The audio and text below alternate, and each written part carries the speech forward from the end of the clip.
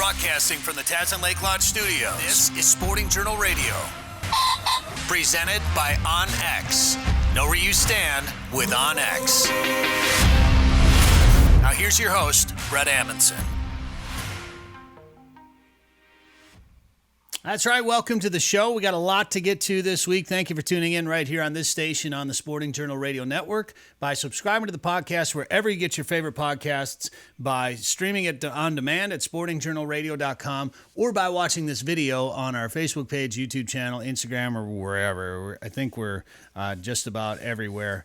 Nowadays, you can watch this show. Dan Amundsen is with us, of course, like he is every week. Dan, how's it going? Real good. How are you?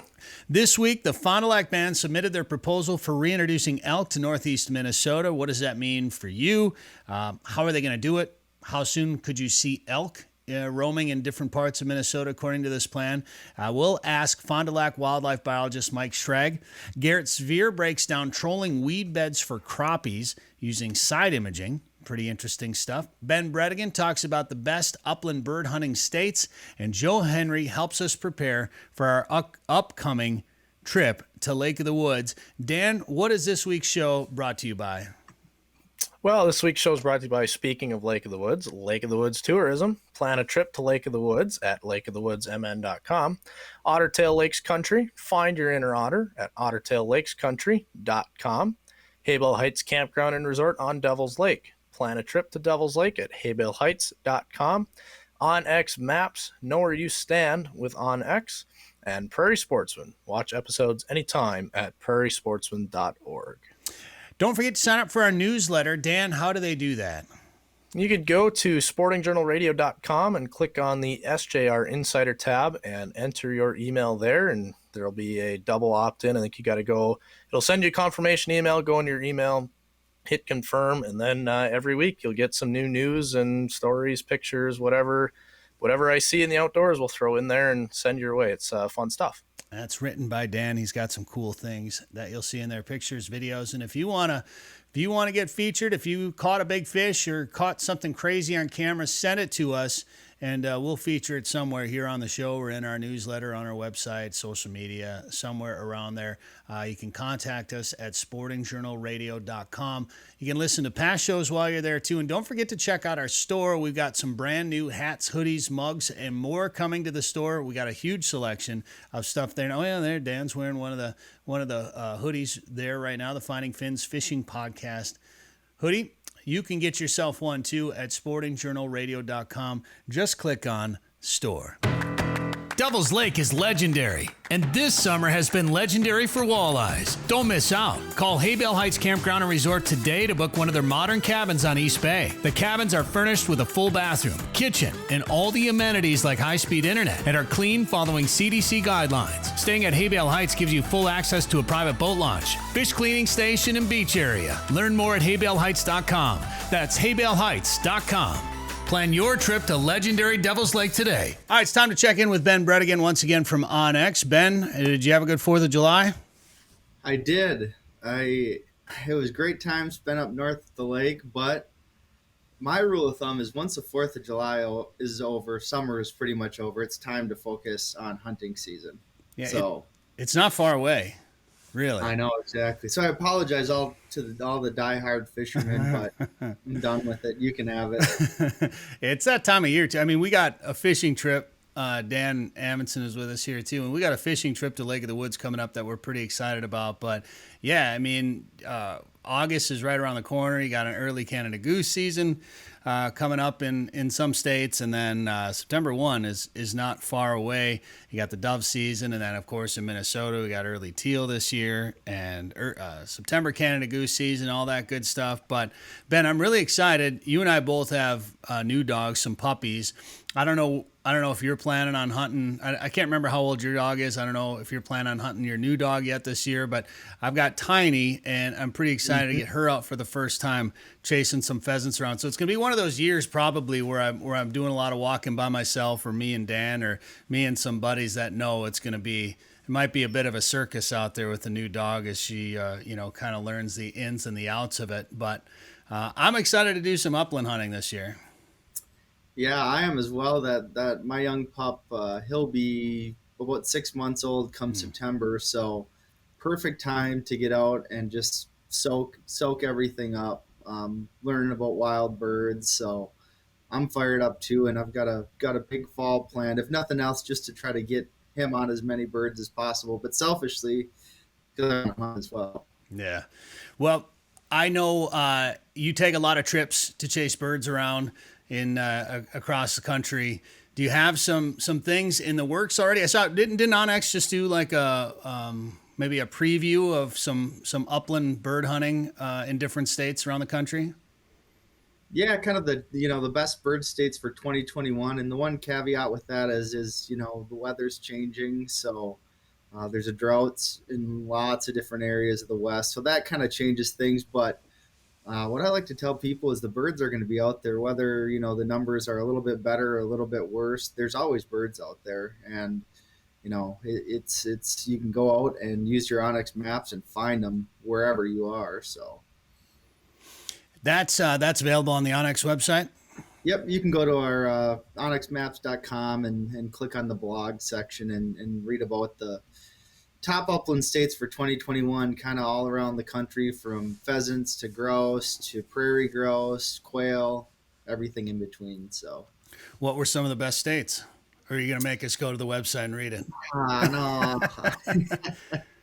It's nothing surprising for a lot of the upland guys. It's going to be your North Dakota, South Dakota, Kansas. Right now, Kansas is not seeing the drought that, let's just say, Montana or in Arizona are seeing. So could bode well for numbers, especially quail. Really, as long as it doesn't get super wet, quail seem to do okay in the dry weather. And so that's going to be one of the good ones for this year, in my opinion. Barring any natural disasters. So that's interesting to hear. I hadn't heard who was kind of experiencing these drier conditions. That's interesting to hear that some of those states are avoiding some of the drought like conditions that we've got up here. Yeah, if you go to if you search U.S. Drought Monitor, you can kind of see what they have for what areas are in drought, what areas are not. So really, the Southwest is hurting pretty bad, but even South Dakota, yeah, it's in a drought, but similar to Minnesota, there's areas of North Dakota, north central North Dakota that are bad. So we'll see. Let's just cross our fingers for rain. Well, we got a little bit here in western Minnesota, I know, last week. I'm sure the farmers could use a little bit more. How's the training coming for that young pup of yours? It's coming along. He's gotten to the point now where he is out of that puppy stage. Kind of, he's still a puppy, but he's starting to figure out, all right, these are wild birds, or not wild birds, but like these are pigeons. I really like these things, so I'm gonna go run with the purpose now and try to find them. So it's getting to that fun stage, and right now it's really about setting himself up for future years. So building that foundation. So in year 2, year 3, he's really a solid bird dog. You're running pointers. Is there one particular upland bird species that you prefer running pointers with, that you would say, I'm glad I have a pointer for hunting this bird right now? Is there one particularly that you prefer over the other? Yeah, 100%. Anytime you're out west, let's just take Montana, for example. That is big country. It's not, CRP, thick cover, cattails. It's miles and miles of open prairie. And those big running pointing dogs just do so well on sharp tails, on Huns in particular, just because they'll range 2, 3, 4, 5, up to 800 yards out. Finding birds, they'll lock them down. A lot of those times, those birds hold better in the early season. So that's where a pointing dog really excels. Those blogs that Onyx has, where you could see some of these best states for upland bird hunting, can you get that through the app too? No, only online. Oh, it's on the website. Okay. Mm-hmm. All right. Well, why don't you tell us once again where to find that and where to get the app for people that don't have it, Ben? Yep. So if you want to go check out the top upland states for 2021, you can go to onxmaps.com and scroll down to the blog section. Or if you want to download Onyx Maps, you can get it where you find your apps, either on the App Store or Google Play. Type in Onyx Map, hit download, get your free 7-day trial. Check it out. Ben Brettingen, thank you very much. Thanks, Brett. OnX Hunt. Ever heard of it? Next time you see that guy at your local shop who always punches his tag on a stud whitetail, ask him. He'll tell you about the most trusted source for mapping, with nationwide landowner names, private and public land boundaries, including walk-in areas, map tools to mark spots, and the ability to view your maps without cell service. And that's just scratching the surface. It's your time to be known as the big buck guy around town. Download the leader in hunt mapping on Google Play or the App Store. OnX Hunt. Know where you stand. Well, we're getting to that time of year where things heat up out above the water, and sometimes they might slow down under the water, but that might just mean you have to look in different places, try some different presentations. And we're going to talk to Garett Svir right now from Slab Seeker Fishing up in Otter Tail Lakes Country. Garett, how's it going? Hey, doing good. We've been out trolling crappies, and we've been crushing them. We've been beating them up really good. I wanted to talk to you about that because I have caught crappies trolling before, but when I think of crappie fishing, trolling doesn't always come to mind right away. Is that something you do this time of year? Becomes kind of a midsummer tactic for you? Yeah, exactly. So I've had a bunch of people reaching out on my social media page and kind of asking too, like, why are you chasing crappies midsummer and how do you find them? Well, in the middle of the summer, the crappies, they move quite a bit. And so an effective way to stay on top of good numbers of fish and to, to keep getting into them is to troll. And so we're trolling, fairly slowly. On the, typically the fish are going to be related to those cabbage and those coontail weeds, either on the edge or slightly on top of them. And so we're trolling a small, 16th or a 32nd ounce jig. One advantage is using something like a beetle spin because it's got that hairpin style spinner in front of the hook. So you can fish those really weedless and pull those up on top of the weeds and stay pretty weedless with them. We're also using Northland crappie thumpers and like those Roadrunner jigs, tipping them with all kinds of different things, Bobby Garland baby shads, white twister tails, different color twister tails, gulp minnows, and just kind of keeping those moving until we locate the fish. And the side imaging helps a lot too. We were able to kind of run at 2.5 miles an hour and check some of those weed lines. And if the fish are off the weed edge slightly, they stick out really well in your side imaging. You'll see these little grains of rice, these little slash marks. Then that'll kind of get you in the zone. And then, they don't typically move far. They'll slide up and they'll slide down, but it's not like they move across the lake. For instance, there was a big bug hatch and we were on some really big numbers, 60, 70 crappie days, trolling, kind of mud flats with scattered weeds in about 7 feet of water. And we went out there a few days later and those fish just vanished. They were gone. So we got off the deep weed edge and found a point. And every time we troll over that point, it was doubles. Everybody in the boat was hooked up. And so we were able to, spot lock on that point and kind of fan cast it because they were grouped up. And that's typically what you'll find is they're going to be schooled together really tight too. But, keep that trolling motor moving at, 1 mile an hour or a little bit, 1 to 1.2, and that'll help you locate those fish. My other suggestion is use plastics because live bait's a real pain. You're going to get caught on a weed and you're going to have to reel up and check if you still have bait. With these plastics, if I get caught in a weed, I just pop that rod tip, pop the weed off, and I'm confident to set the tip back down and keep trolling because I know I'm still going to have bait on there if I don't feel the weed. Well, and that way you won't leave a minnow bucket full of minnows in your boat parked in the driveway for a couple of days when you get back, or whatever. Right, That's exactly. the worst. Leaving, having bait die in your boat on a 90-degree July day or something like that and forgetting about it for a couple of days. Oh, man. And crappies are so charged up and inquisitive during this warm water period that there's really no reason to use live minnows. There's so many good plastics out there, and other baits too. A flat-sided crankbait is a pretty cool option. we started using a lot of those Euro tackle Z-Viber style blade, flat-sided crankbait style baits in the winter, and they work really good this time of year too when you're off that edge. The other spot you can look for them where I really like a bait like that is like sand and mud transition areas.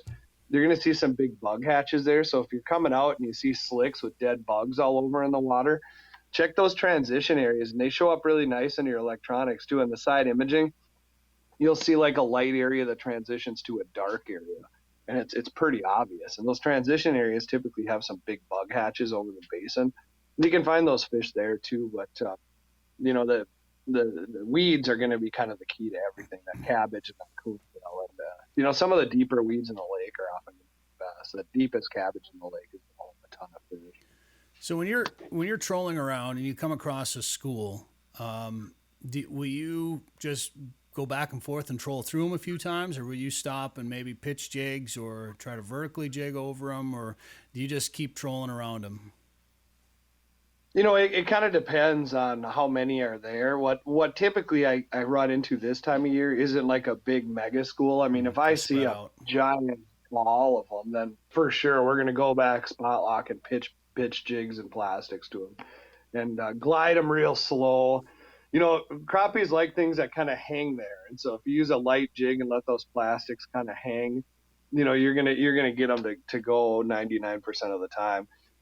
But I'm often not finding these mega schools. I'm more finding like loose schools of 5 to 6 fish kind of spread along the area, and that's where the trolling thing really shines. That's when we'll troll over them, because we can get that bait in front of as many aggressive fish as possible and put the biggest numbers in the boat.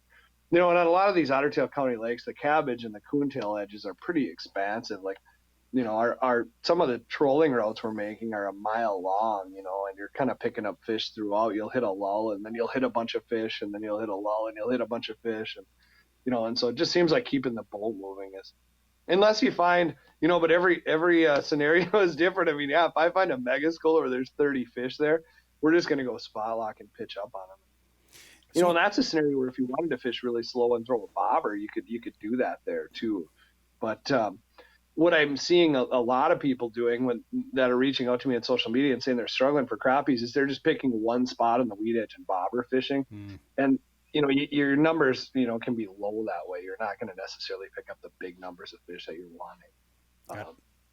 You know, gotta keep moving around, find those active fish, I suppose. So when you're trolling around, say that 7 foot mark, do you just try to follow that contour? Do you follow the weed edge? Do you try to stay, you know, 5 to 10 feet? What's your target line for trolling? Yeah, you know, that weed edge is usually kind of what I'm trying to do. And, you know, I'm still kind of getting dialed in right now on this. But last year, you know, by August, I had it all mapped out where I had waypoints like around the best cabbage. Sure. And so I could even speed up, have everybody keep their jigs in the water, speed up until we get to the next cabbage patch, and then slow the boat down right before we get to it, and everybody's back in the zone. So I could kind of hopscotch them to the best patches of cabbage, you know, and keep them on really good fishing the whole time. But I'm still kind of getting that dialed in. We're you know, kind of going slow now, and I'm just trying to graph out how all this vegetation works down there. And but once you really get it mapped out and you kind of know how that cabbage works, you know which ones are going to have fish in them every day, and you can, you know, really kind of dial it in and not waste any time in between the best cabbage patches. Amazing how far electronics have come, not just showing you depth anymore and, you know, maybe marking something. Is that a fish on there? No, it's so detailed now. It's they're really amazing. And when you start to include, you don't always think of using, like, say, side imaging. You know, I've never really thought about using side imaging when you're fishing, you know, some of that deeper water or looking for, you know, panfish or something like that. I've always associated with like musky fish, you know, looking for big fish or whatever in shallower water. But boy, you can really utilize that side imaging when you're looking for schools of fish like that. Yeah, they're all going to look like a grain of rice, just a line, a dash, essentially, you know, and they're going to be grouped together. And you can definitely tell it's, you know, it's not bait because it's a bigger mark than that would be, but they're going to be, you know, kind of balled up, you know, and crappies tend to, you know, bluegills tend to kind of stack up horizontally, where crappies tend to kind of stack up vertically, and that's where you can kind of tell the difference too. You know, if they're towering, those are always crappies, just because of the way that they tend to relate to each other in the school. Interesting. I know I went on a guided tarpon fishing trip in Florida, and the guide that we went out with, he extensively used side imaging to find these tarpon. And I think most people go on a trip like that and they just kind of sit back in their chair and kind of let the guide, you know, find the fish. But I had to see this with my own eyes, so I'm like right over his shoulder. You know, probably the worst guide find ever. But I'm like right over his shoulder. I'm like, I just want to see what a tarpon looks like on the side imaging. And I mean, it was like when we seen one, I was like, oh my gosh. I mean, it drew out all the fins and the tail. I mean, there was no mistaking what you were looking for there. Where, you know, with crappies, it takes a little more training because you're looking for something that looks like about a grain of rice on your side of it, depending on how big your screen is and what you have and how far out you are. And I tend to run mine out about 60 feet. I run 8s on my boat, 8-inch screens. And if you go out past 60 feet, everything just gets so condensed. Sometimes I miss them, you know. But if you run it at 60 feet, you're going to see those crappies. They look like, it's not like a tarpon. But, I want to talk about tarpon for just a second. I mean, this information about crappies and side imaging is great, but tell me about your tarpon trip. Did you get some tarpon? Well, this was all, you know, last winter when I did this, but yeah, we caught some, and I'm going to try to go again this winter if I can pull it off. It's kind of a nice February getaway to go down to Isla Mirada and get away from cold for a little bit if you work outside every day, and chase those big fish. And those things are the total package, man. It's like steelhead on steroids. They pull hard, they jump out of the water a lot when you hook them. You know, that's about the funnest thing you can catch, in my opinion. Well, I was going to ask you that because that's the way they advertise it. You know that they're kind of unique that way. They're about the toughest fish you'll fight. Is that accurate, Garett? You know, I think there's ocean fish. All ocean fish seem to pull harder than anything we have in freshwater. But as far as tarpon go, I think what the real draw about those are is that they jump. You know, they spend a lot of time out of the water, and that it's just a lot of fun. You know, and you've got to not rip the hooks out of their mouth. Like, you know, they have the kind of the paper lip thing like crappies do. And so when they jump, you know, they always, the guide is yelling to you, bow to the Silver King. I mean, bow to, so you need to, you know, kind of lower your rod tip when the fish is going to come out of the water, just so you don't throw those hooks. You want to keep those rod tips, you know, real low. And so the guide is, you know, kind of screaming at you the entire time to bow to the king. I mean, get your rod tip down, you know? And I think that's fun. We've got like big bull sharks.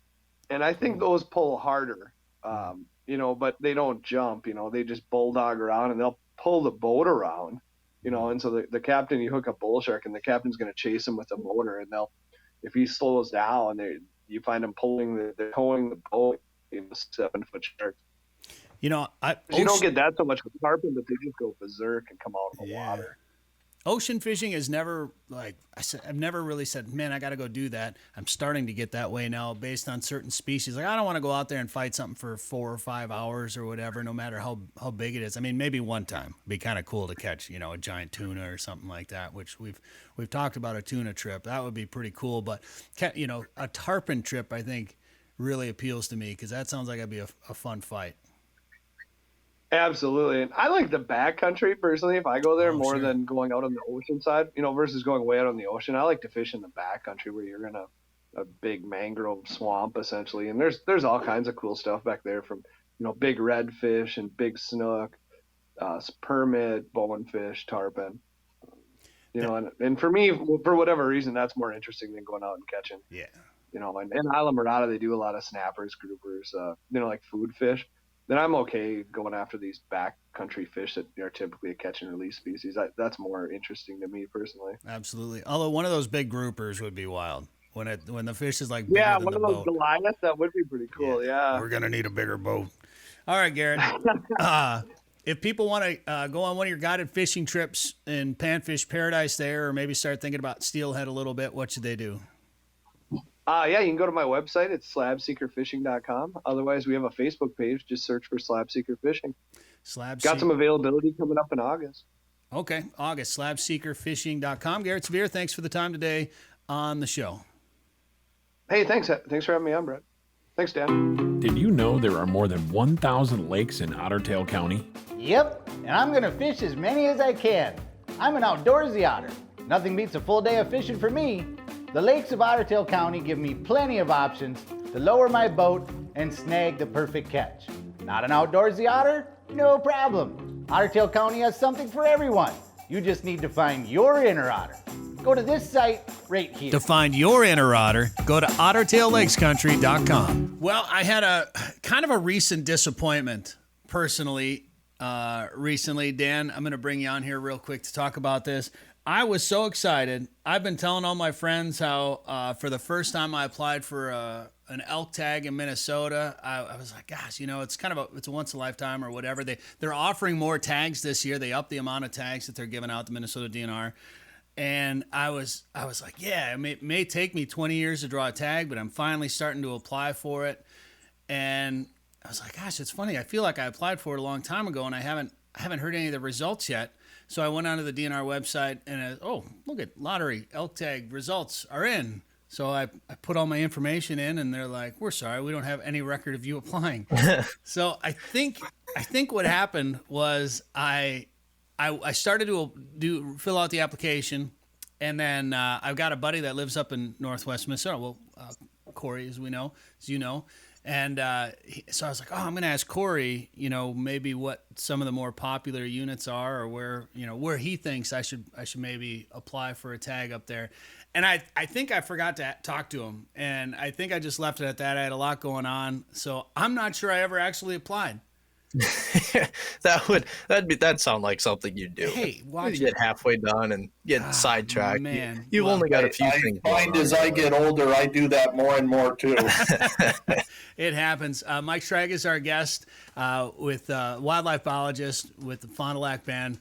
Mike, thanks for coming on the show with us today to talk about elk, because there's some big news in the world of elk in Minnesota, and maybe potentially down the line some more hunting opportunities as well. And we want to talk about all that because you recently sent me some information. There's a press release that came out, and the Fond du Lac band put their proposal out for this proposed elk season, correct?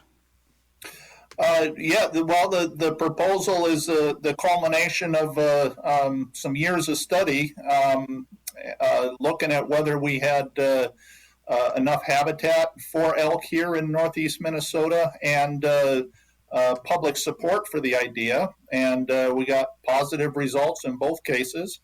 And so what the band released here earlier this week was a proposal to move some of those extra elk from northwest Minnesota, whenever those herds are above the population goals there, move some of those elk to northeast Minnesota and try and establish a herd on this side of the state.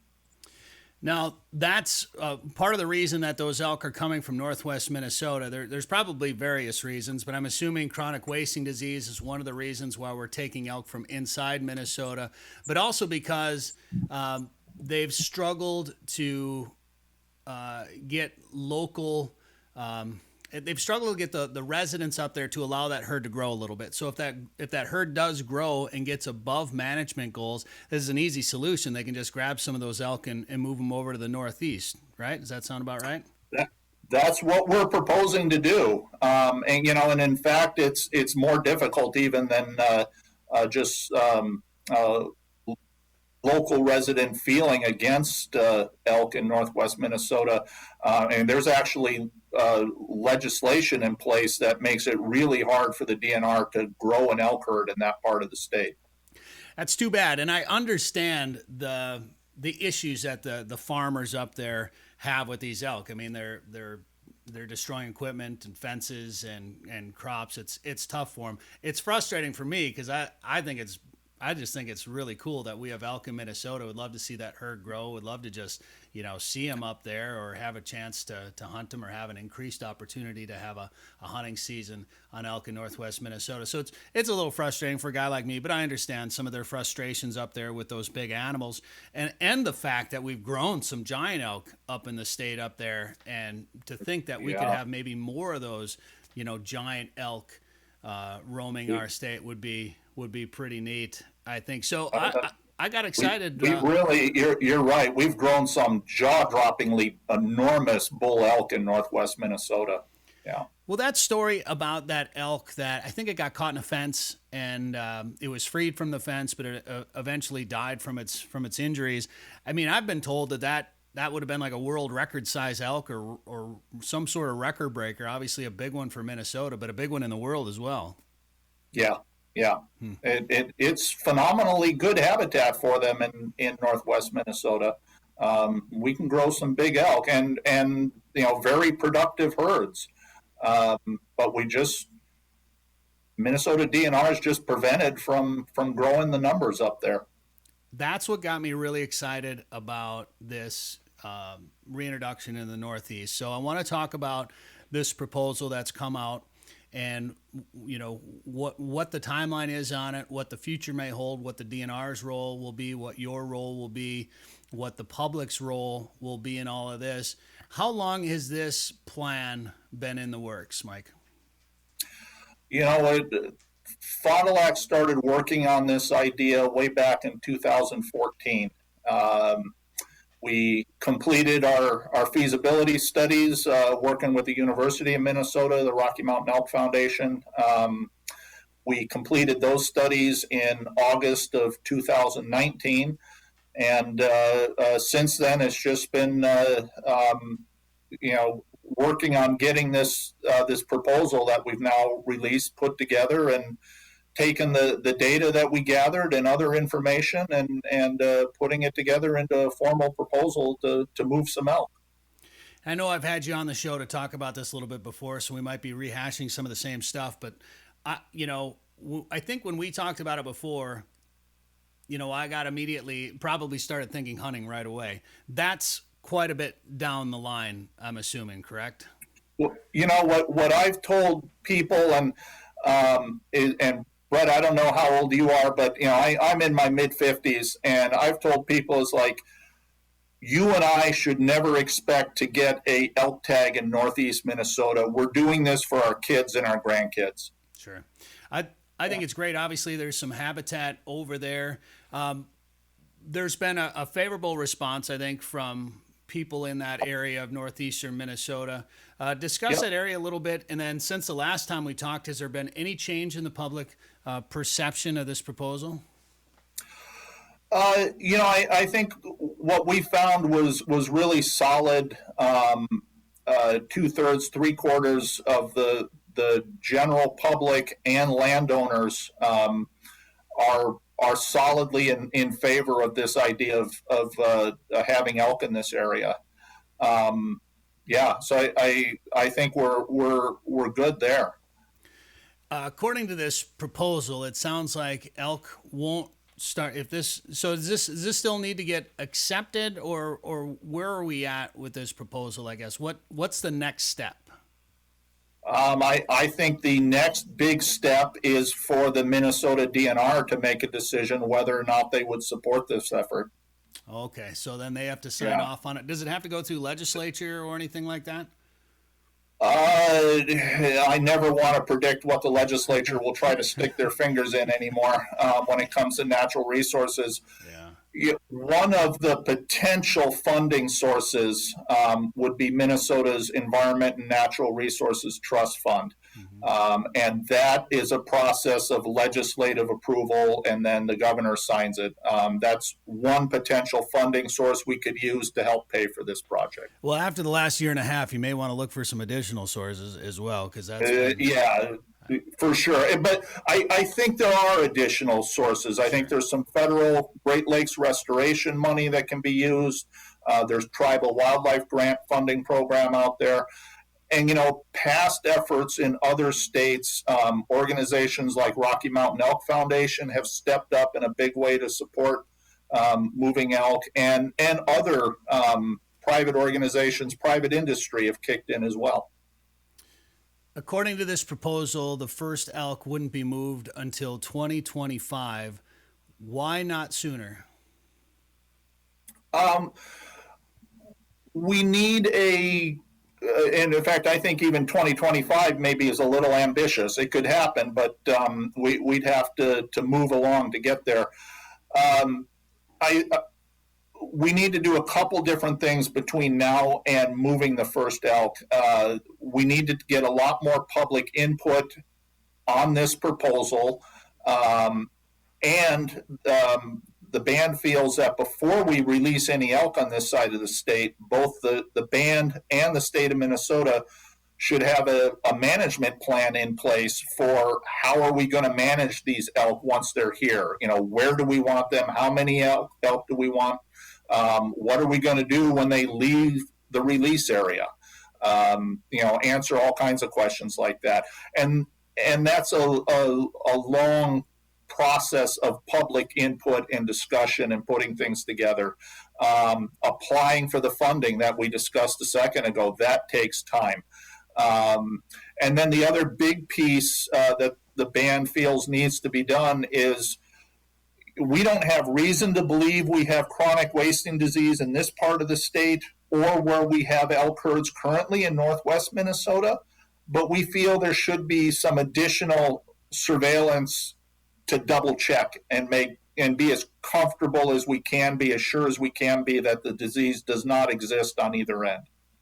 So let's start talking numbers a little bit. With that plan, the goal would be to move 100 to 150 elk. Is that the number? And would that all be in 2025, or would that be over a couple of years?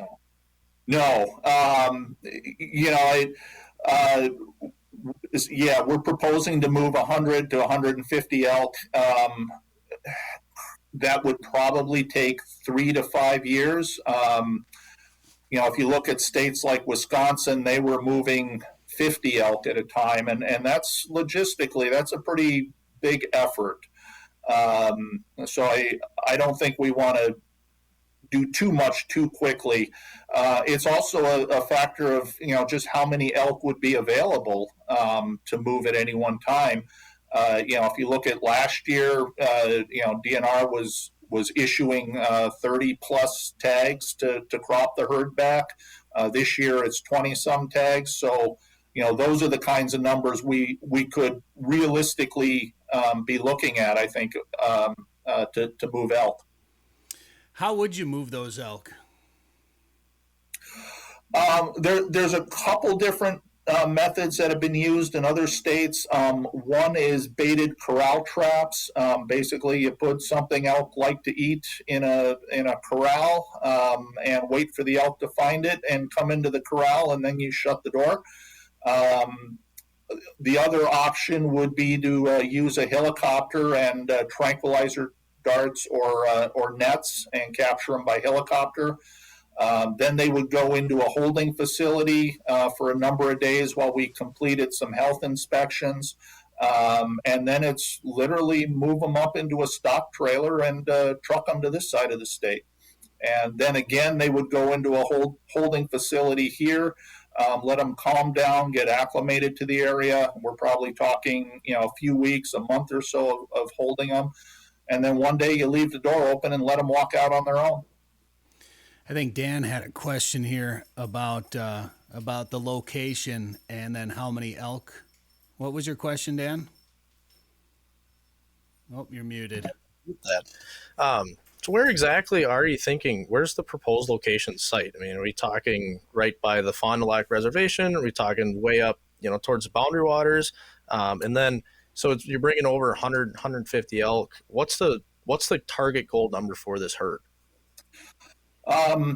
So our proposed release area is centered on the Fond du Lac Reservation, which is just by Cloquet, Minnesota, a little bit west of Duluth, and then the surrounding area, which includes a lot of state and county forest land. Basically, it's the area between Floodwood and Cromwell and Cloquet. That's where we're proposing to bring them. Based on the studies we did, we think the area we looked at is roughly 296 square miles, and our estimates of carrying capacity is about 1 elk per square mile. The model spit out 287 elk. 200. Yeah, it's the area outlined in red there in the center. 287 elk. Obviously, there isn't going to be some big fence around this area, so the area that these,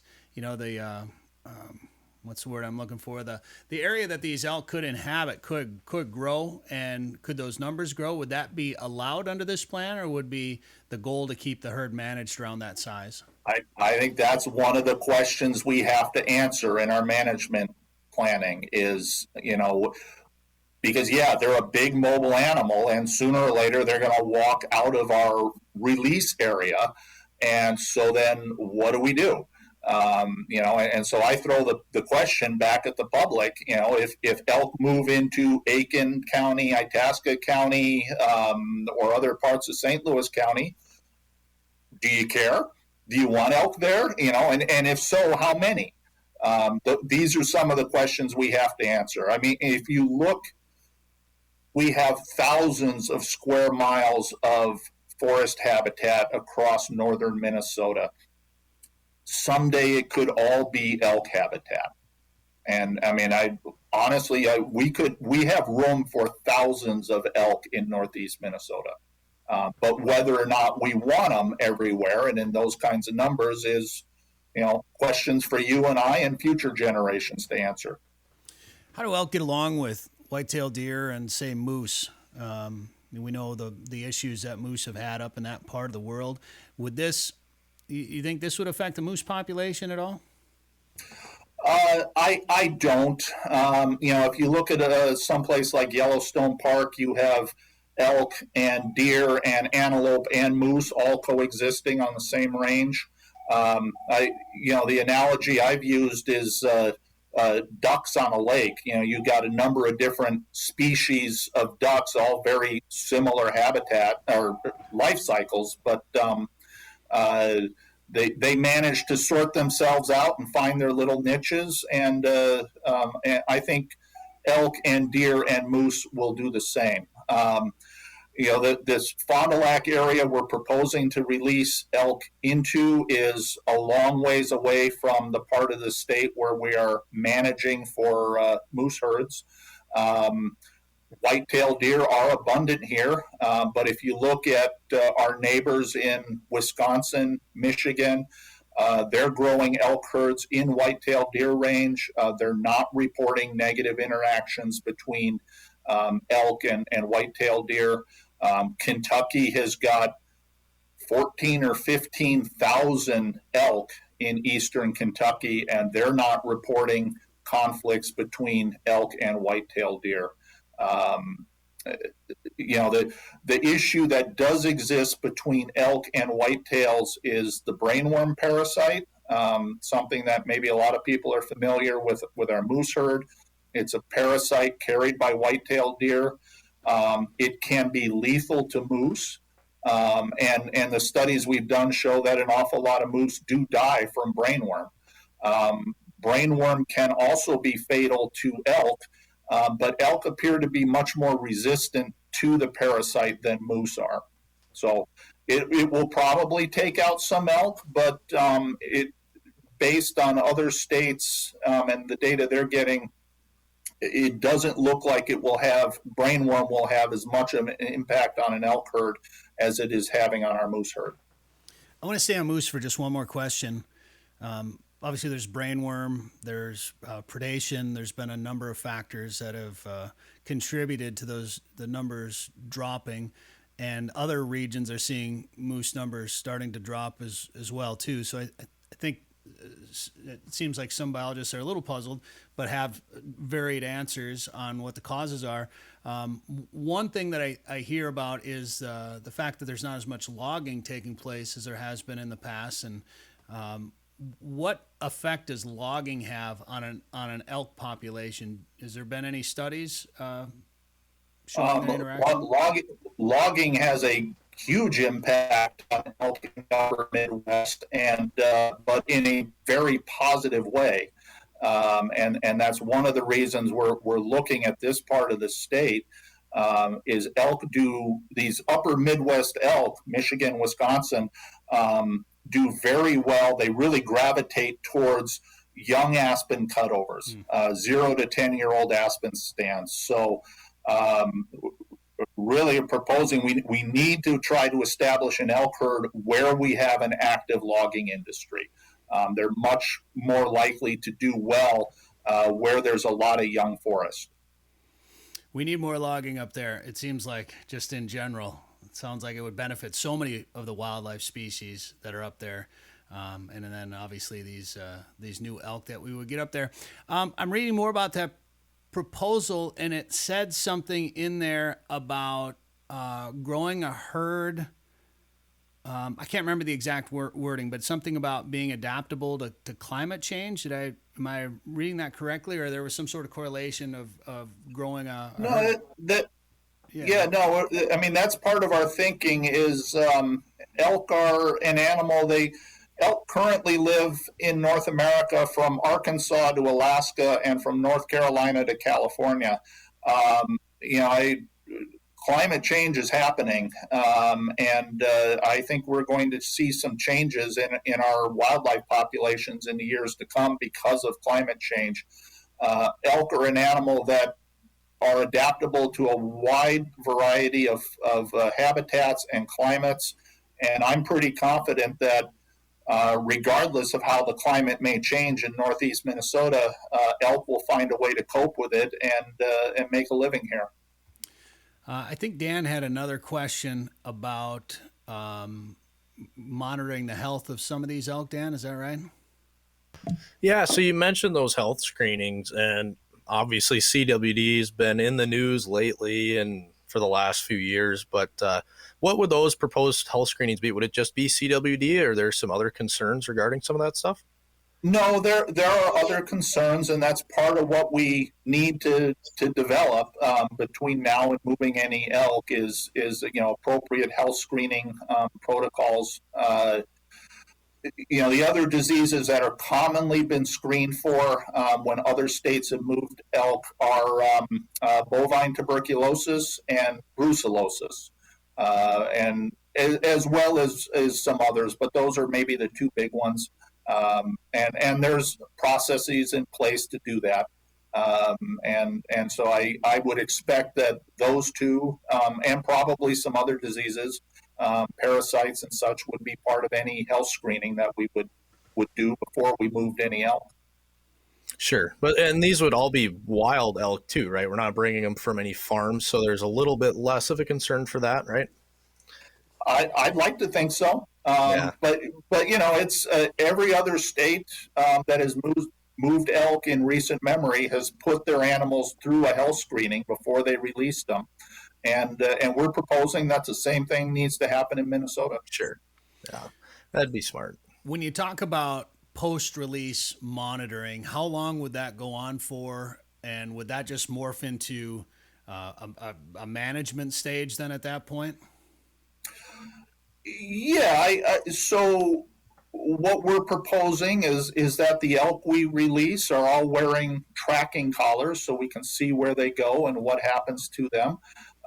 That also would help us develop methods of surveying and counting elk and determining their habitat needs and numbers and range. And that would go on as long as we and the public feel it needs to. We've had white-tailed deer in the state for a long time. We're still studying them. We have ongoing monitoring programs with wolves wearing tracking collars. Other states there's always new questions that come up. How are elk interacting with this or that change in the environment? Reasons to continue studying them. What role then will the Minnesota Department of Natural Resources have in this? And how soon would they be? I'm sure they'd be involved from the beginning, I suppose. Minnesota DNR needs to be involved because Fond du Lac's not going to get any elk from northwest Minnesota without their okay. Sure. if you look at the land ownership patterns in this Fond du Lac area, even the majority of the land within the reservation boundaries is not tribal land. It's state land, it's county land, University of Minnesota land, and the biggest chunk is private, non-tribal land. So, and then of course our release area is much bigger than just the reservation. Anytime the elk are not standing on tribal land, the primary responsibility for their management lies with the Minnesota DNR. Sure. Okay. And I want to add, this might be a little out of your, well, it's probably not out of your wheelhouse, but maybe out of the wheelhouse of this interview today. But with the changes in protections for wolves, what from is coming from the band, like what can you guys do? Do you do anything about wolf management, or what's the wolf management plan there? And do you have to work together with the DNR on that, or can you have your own wolf management plan? And can you do anything different now since that decision has been made? Yeah, so the Fond du Lac band does have their own wolf management plan for the area of the reservation. We work very closely with the Minnesota DNR. I have my own wolf research project ongoing in the area with a number of wolves wearing tracking collars, and we work together with the Minnesota DNR, collaborating on the project, sharing data back and forth. The wolves I'm tracking go into Minnesota's statewide wolf estimates, and yeah. So we're doing some ongoing wolf work here, and I expect to continue that. And hopefully someday part of that research will be how are elk and wolves interacting in the area. Of course, I think that would definitely be an important part of it.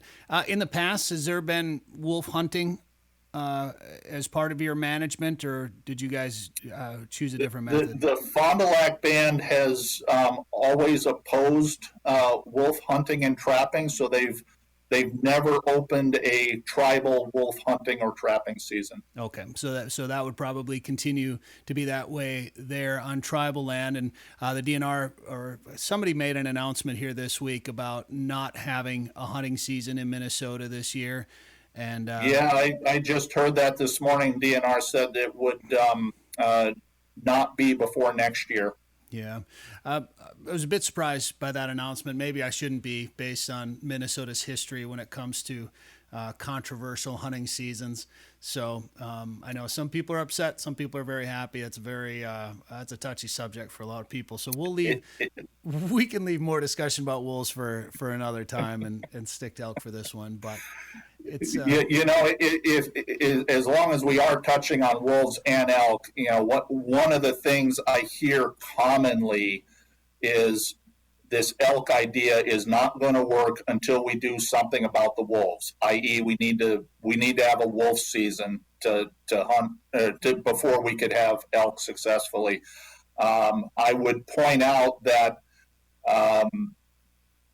Wisconsin has been growing 2 elk herds within wolf range, and other than that 3-year period between 2012 and 14, and again last year, Wisconsin has not been able to hunt wolves, and yet they're still growing an elk herd, 2 elk herds in wolf range.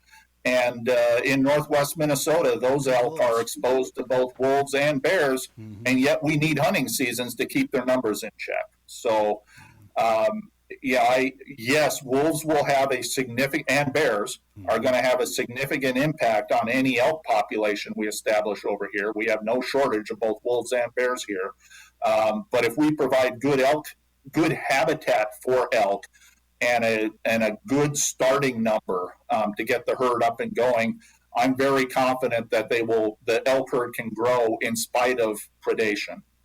I'm excited. I appreciate the time here today. And when do you think, so we're waiting on the DNR, right? When do you think they will make an announcement about this? I hope you and your listeners will call them up and ask them. There you go. All right. Very good. Well, keep up the good work up there. Looking forward to elk in northeastern Minnesota. Mike Schrage, appreciate the time here today on the show. All right. Thank you, Brett. Take care. Thanks, Dan. Northern Minnesota's Walleye Factory is a year-round world-class fishing destination. The perfect getaway this summer is just a short drive to Lake of the Woods. Fish Big Traverse Bay, the Rainy River, or visit the unique Northwest Angle. To catch big fish, you have to go where the big fish are. Plan your trip to Lake of the Woods at lakeofthewoodsmn.com. That's lakeofthewoodsmn.com. All right, once again, it's time to go up to Lake of the Woods to check in with Joe Henry from Lake of the Woods Tourism to find out how fishing has been up there on that big lake. Joe, how's it going? Hey, Brett, I'm doing well. How you doing? I'm doing well as well, and I'm getting ready for our trip, our family trip up to Lake of the Woods. I'm getting pretty excited about it. Dan Amundsen is with us here too as well. And I know I've had a lot of questions from the other family members that are coming up about what kind of tackle they should bring, because we got a couple more guys coming this year than who came with us last year. We've grown the group by a couple of people this year, Joe. So they've been hitting us up pretty hard about what kind of tackle they should be bringing and what kind of fishing they should expect while they're up there. So if you were me, what would you be telling them? I would tell them that they're catching walleyes 3 different ways. Number 1, they're jigging on top of reefs during in the morning hours typically.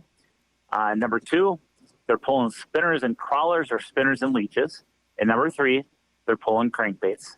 They're catching fish anywhere from typically 18 to 34 feet of water. There's different pods of fish in different areas. And just got to go fish. I mean, find them. And it's been good. I mean, people have been catching a lot of fish, a lot of all different size ranges. Certainly getting our eaters, getting our slot fish, getting our trophies. It's been really, really overall pretty darn good fishing for summer fishing. I mean, that's kind of where Lake of the Woods shines, is when other lakes get full of weeds and have gazillion perch. So the competition's really high for food. It's hard to catch a walleye, and that's where Lake of the Woods shines. I was up on the water here. In fact, I'm just heading back now, but I was up on Lake of the Woods and I had a chance to actually catch a few walleyes yesterday. And boy, I tell you, it never gets old.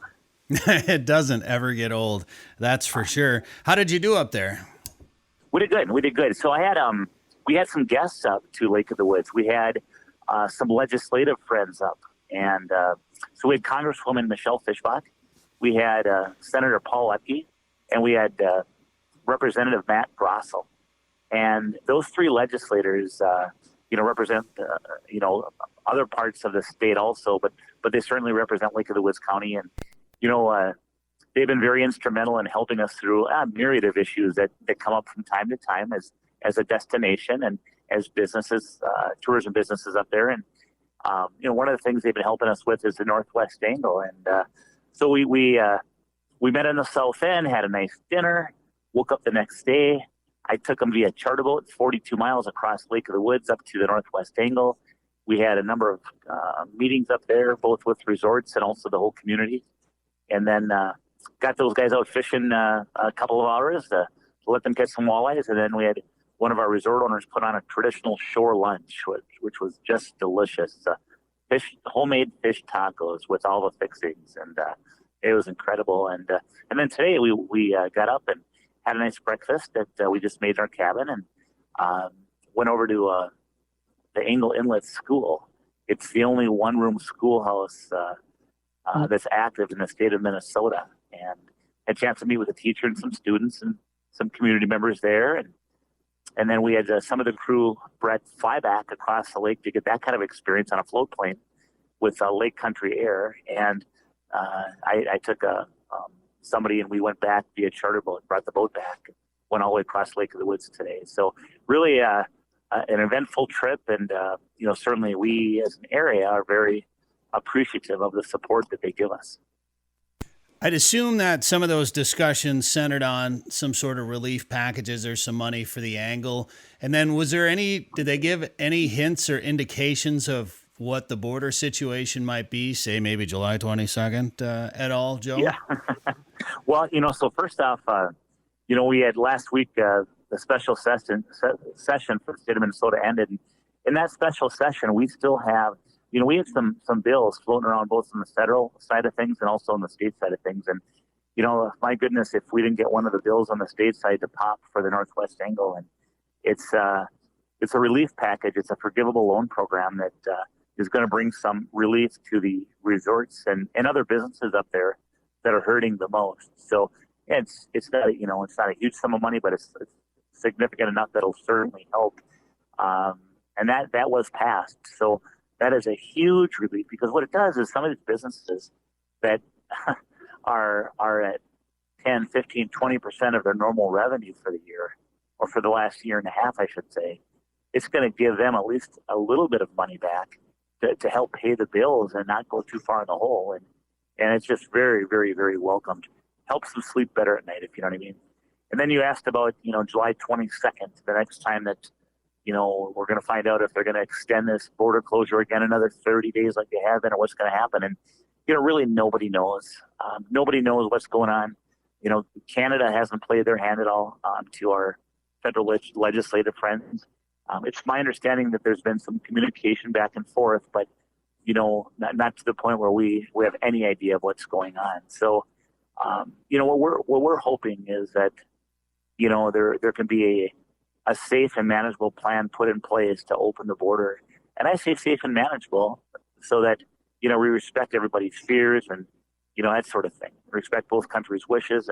But at the same time, we believe that at this point in time, it's time to open the border, and it can be done so in a very responsible manner. Yeah, I think it is. And, that you hear rumors, and they keep making these announcements that say, well, we got to make some plans for reopening the border, and they'll do different things for Canadian residents and this and that. And then they say, well, we need to have a planned approach to opening that border. So hopefully they're making plans, and hopefully they'll announce the plans for that reopening. Because as you know, if July 22nd comes around and they say, yep, border's open, there's going to be a mad scramble for people to get across the border to go to some of these Northwest Angle resorts or these Canadian resorts. And the Canadian resorts can be like, whoa, hang on, we got to unlock the doors, or, or hire some staff. Right. We got to be ready for this. So hopefully they make some sort of announcement soon. I know in Canada they're waiting for the vaccination rates to go up just a little bit, and they're creeping up every day and getting better and better. But their clientele base is American, and obviously our vaccination rates are pretty solid. So I don't know what they're waiting for at this point. I think I'm glad I don't have to make I'm glad I'm not the person that has to make that decision. But hopefully something will happen here soon. It's interesting too, because just like different policies differ from state to state in the U.S.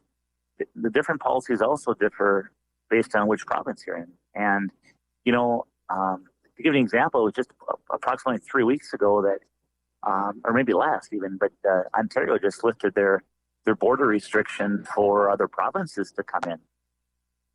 That's pretty recent. So, again, time will tell. Nobody knows, and the whole thing is just very difficult because you're trying to run a business 30 days at a time, and you've had 14 border closure extensions at this point. It's like, you know what? So I don't want to call up. I don't want to have to hear the news that's closed another 30 days. Yeah. Look at my books for all my reservations and call all those people, leave messages and talk with them. And do I try to put them into August now? Do I try to put them in September, October? I think, or do I book them for next year? Yeah, at this point, I know some of the lodges that I work with in Canada that rely on American business. Some of them have already decided to say, no, we're done for the year. We're not even, it's too late. And then some of them are still holding out that if it opens in July, they could try to get some guests there for the first couple of weeks in August. But if it doesn't open until August 22nd, there's no way.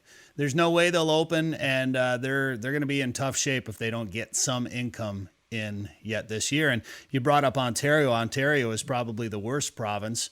When you start talking about the territories and the Yukon, that's a little bit different situation up there. But when you're referring to Ontario, Manitoba, Saskatchewan, Alberta, Vancouver, British Columbia, like BC, a lot of those provinces already have reopening plans in place. They're, easing of regulations. within their province for their own people or people traveling from province to province. Ontario was the worst. Obviously, I don't know this as a fact, but probably the most populated cities, the most densely populated areas. So it's probably why they had it the worst, and obviously got more government there and a fairly liberal government. So I'm sure that's part of the problem there, or part of the process that's happening there. I won't use the word problem for political reasons, but that's probably what's happening there. In any case, hopefully for the economic sake, obviously we want people to be safe. We don't want anybody to get sick, but at this point, I think there's a lot more. There's a lot of factors at stake here that we need to consider, and I think we can. I think too, Brett. To your point, we certainly are cognizant that there's a lot of Canadian resorts that are hurting really, really bad, just like our Northwest Angle resorts are hurting, and we're sensitive to that, and those businesses haven't been able to open either. So now we kind of look at it as a one-off, saying, okay, maybe in our case we don't talk about the whole Canadian border. But maybe we should just talk about that 40-mile stretch that goes up to the Northwest Angle. And right now, our argument would be that, we're keeping people from traveling from America to America.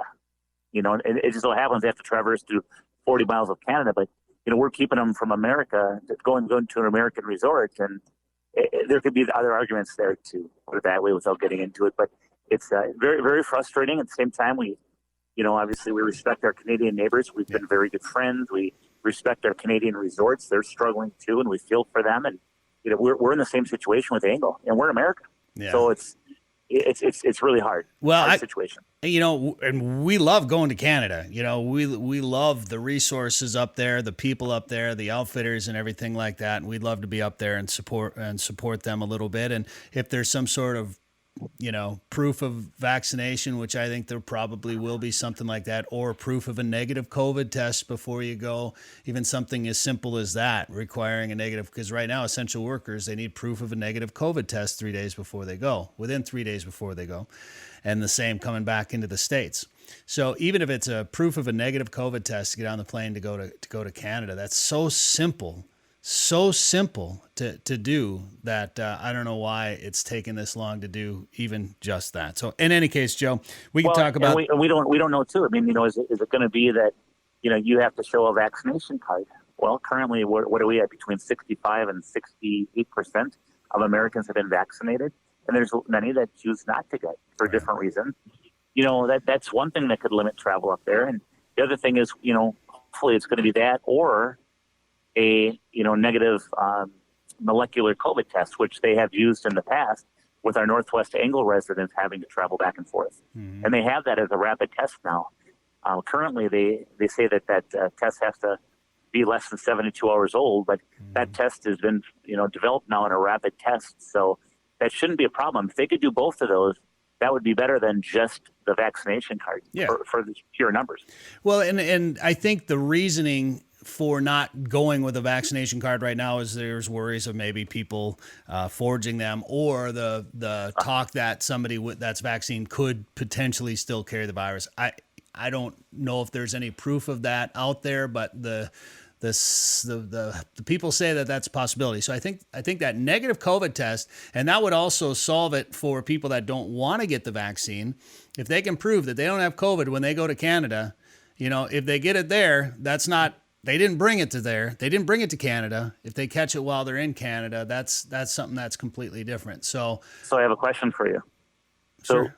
So if you can forge a vaccination card, why couldn't you forge a negative COVID test? Well, that's a great question. And I suppose that you could, but I know that I don't know. I guess my vaccination card, because I got my shots, is just this little card that's kind of handwritten on there. There's a stamp from the hospital on there, and then all my negative COVID tests have been emailed with big forms, and I don't know. That's a great question. I guess maybe the hospitals would have record of the test results and then also the vaccination shots. I guess it's a great question. I know they're doing a lot of testing at the airport as well too. So maybe it's a rapid antigen or rapid PCR test that you get. You go to the airport, you go get your test right there, And I know going into Canada, you need one of the more involved tests. Coming into the States, you can get a rapid antigen test that they can get you the results in 15 minutes. So if they were to require something like that, where you could get results within 15 minutes, you get right at the airport. And if you fail, they turn you around. If you pass, they let you on the airplane. I don't know. I'm just trying to brainstorm some solutions here, because I think a lot of people don't. A lot of people don't fly to Canada; they drive. So then it would just be a matter of getting a negative a rapid test, which is a COVID test, or a molecular test. But they have those rapid now too that you can get just as quick as any other kind of test. So there's certainly opportunity out there, and that's the frustrating part. Is we both can see very viable opportunities to be have legitimacy and be safe, get things rolling. And that's a hard part, because in the meantime, we're watching good friends of ours, good people who are hard working and got everything into this thing, failing to no fault of their own. And that's tough. It's very tough. Well, I'm excited. In any case, we're going to be heading up next weekend. We're heading up to Lake of the Woods. Going to be up there for, what is it, Dan? 5 days this year, I suppose, Sunday through Friday. That I'm excited about it. I can't wait to get up there to that giant walleye factory. Joe, and if people want to plan a trip to Lake of the Woods, where should they go for more info? Got a website, and that is lakeofthewoodsmn.com. Sporting Journal Radio is a division of Macaba LLC. If you've got a question, comment, or story idea for us, send us an email. Go to sportingjournalradio.com. While you're there, you can learn how to advertise on the show and visit our store for hats, hoodies, coffee mugs, and more. Go to sportingjournalradio.com.